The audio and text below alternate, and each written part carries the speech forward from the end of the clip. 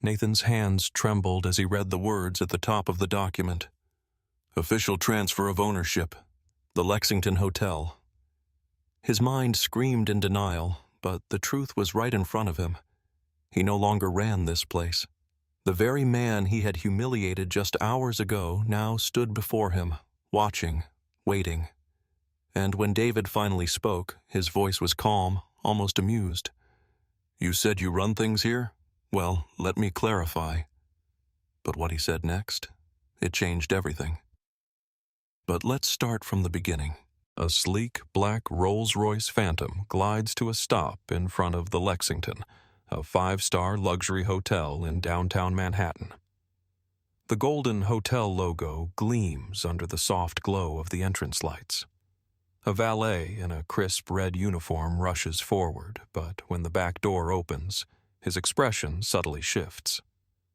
David Carter steps out, a 42-year-old black man, tall and confident, dressed in a perfectly tailored navy blue Tom Ford suit, a gold Rolex peeking from his sleeve. His short-cropped black hair is neat, his sharp jawline cleanly shaven. He adjusts his black leather briefcase and scans the grand entrance with a knowing smirk. He doesn't walk in like a lost tourist. He walks in like he owns the place. Inside, the lobby is a masterpiece of luxury.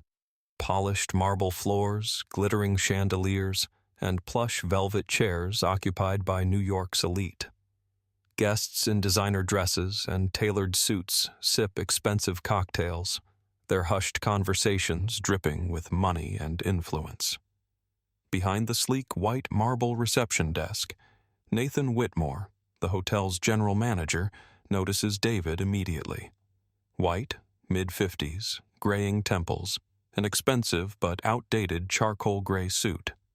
His cold blue eyes scan David up and down with a flicker of something unreadable, something just shy of suspicion.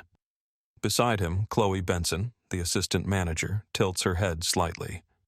White, early 30s, blonde hair pulled into a severe bun, wearing a tight gray pencil dress. Her perfectly manicured nails tap against the desk as she leans in to whisper something to Nathan. David walks up, placing his black American Express card on the counter. "Good evening," he says, voice smooth. "I have a reservation under Carter." Nathan barely looks at the screen. He doesn't even pretend to check. Instead, he keeps his gaze on David, his polite hotelier's mask barely hiding his discomfort. "Sir, this hotel has strict policies," Nathan says smoothly. "We reserve the right to refuse service to anyone who doesn't meet our standards." David's eyes narrow slightly. "Excuse me?" Chloe clears her throat, flashing an almost sympathetic smile that doesn't quite reach her eyes. "We cater to a specific clientele," she says, her voice dripping with fake politeness. "Perhaps you'd be more comfortable somewhere else? I can recommend a place." Nathan cuts in. "A hotel that better suits your needs." David's jaw tightens, but his expression stays unreadable. He's seen this before, felt this before. The coded language, the dismissal, the unspoken message, "You don't belong here." Slowly, he slides his card back into his wallet. "I'd like to speak to the owner," he says, calm but firm. Nathan laughs, a sharp, humorless sound. "You're looking at him. I run things here."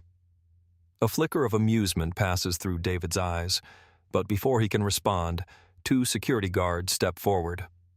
Rick and Dan, both white, both towering, both built like ex-football players.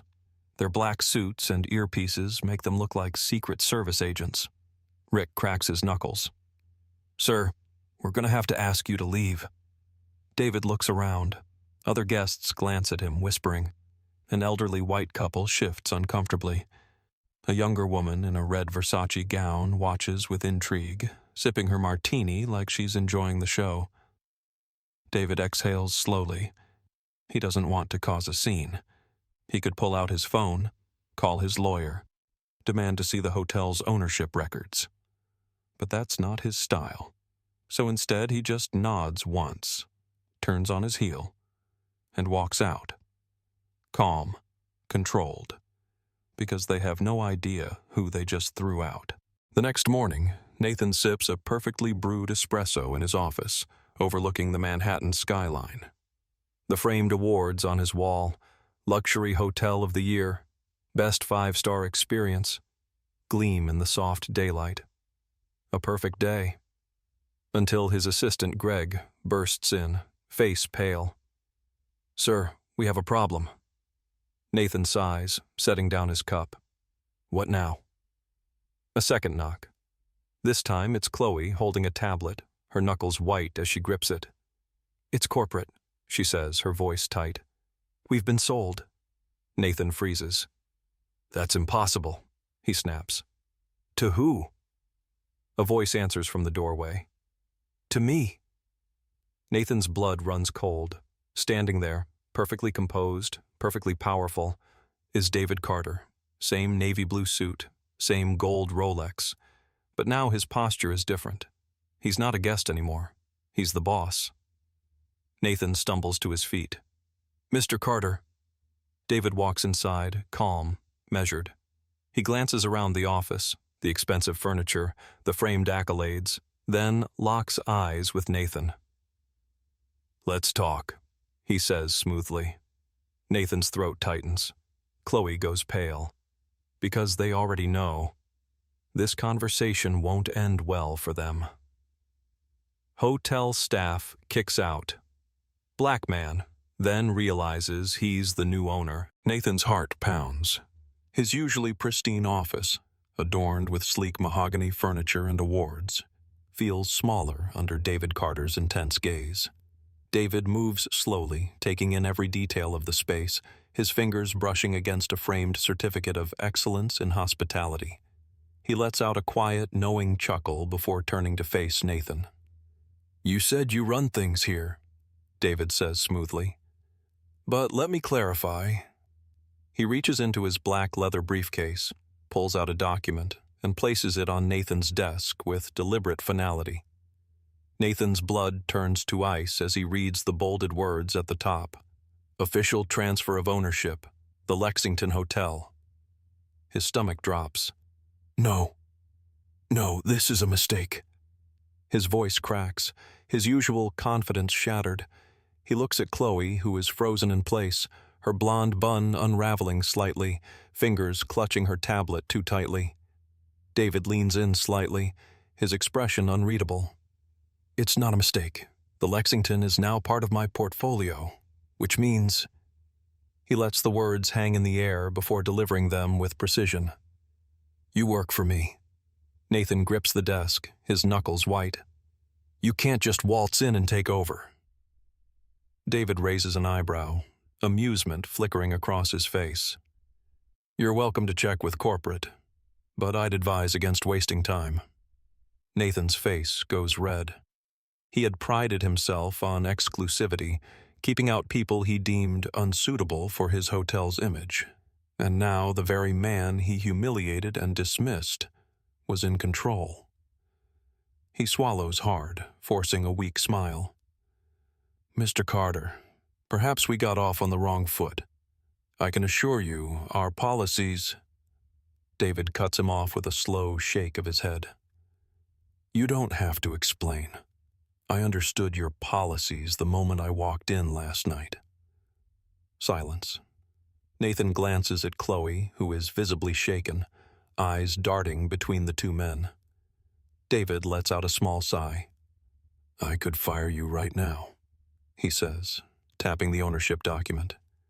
"But that would be too easy. I want you to feel what I felt last night. The powerlessness, the humiliation." He leans forward slightly, voice calm but sharp as a blade. "So, here's what's going to happen, Nathan. You're going to continue working here. But now, every decision, every policy, every action, you'll answer to me." Nathan's jaw tightens, his face burning with humiliation. "And if I refuse?" he asks through gritted teeth. David smirks, adjusting his Rolex. "Then you're free to leave." He gestures toward the door. but I'll make sure the entire industry knows why. Nathan goes pale. He's built his reputation for decades. One wrong move, and he's finished. After a long silence, he forces a stiff nod. Understood, Mr. Carter. David tilts his head. Good. Now, let's talk about some new policies. Nathan grips his chair so hard his fingers go numb.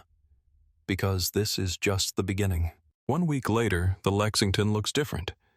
The exclusivity policies? Gone. The staff, diversified. The clientele, richer than ever, because true luxury doesn't discriminate. And Nathan? Nathan is still there.